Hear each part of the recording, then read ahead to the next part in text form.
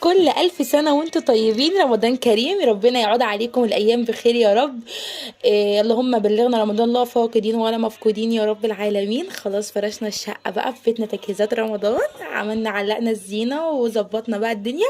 كان في حد متأخر زي كده ولا أنا بس لوحدي اللي كنت متأخرة؟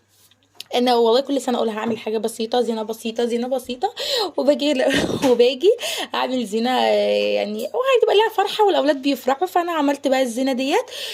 دي برضو المغناطيس اللي هو فيه اذكار الصباح، كنت جايباها معاكم اوريها لكم في مشتريات اللي هي رمضان. حلوه قوي وجميله جدا.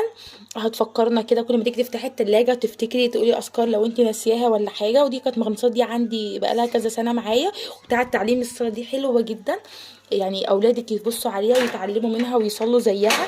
لو هم لسه اطفال يعني مش متعلمين ان هم يصلوا لوحدهم وكده، فممكن تقترح عليهم يتعلموا الصلاة منها، وهتبقى حاجة تحفيزية لهم وتشجعهم. طبعا علقت بقى كده فروع اللي هي الورق ديت في السقف بقى كده، وعلقنا ستارة النور. عايزه اقول لكم ان ستارة النور دي طويله بتبقى مدلدله جامد، بس انا ما دلدلتهاش، هي انا شاريها من عند الراجل. يعني لامم الطول بتاعها بتاع العلاقات ديت في بقفيس كده صغنن كده خالص مش باين. انا بصراحه ما رضيتش افكها عشان طبعا اولادي هيقعدوا يشدوا فيها وممكن يقطعوها ويبوظوها، حرام خساره. هي جميله وغاليه فشكلها حلو، فحرام ما يعني ما يبوظوهاش. فانا ايه سبتها كده ملمومه يعني، ما رضيتش افردها. وده فرع النور ده طويل كده حوالي 10 متر، بس جميل جدا.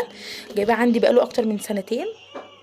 حلو كده، واخد الصاله كلها كده، منورها. وده فرع النور الصغير ده جميل قوي، عاجبني قوي، كنت حابه احطه في المطبخ، بس للاسف فيشه الكهرباء تبقى بعيده عن عن فرع ان انا اوصل بيه فرع النور. ودي الدلايه دي بتاعت رمضان كريم، ومسمار اللي هو بديل المسمار ده روعه روعه، انصح اي حد بيه بدل ما يخرم في الحيطه او يلزق بيضه بالفيس ويعلم على الحيطه زي عامل عندي كده.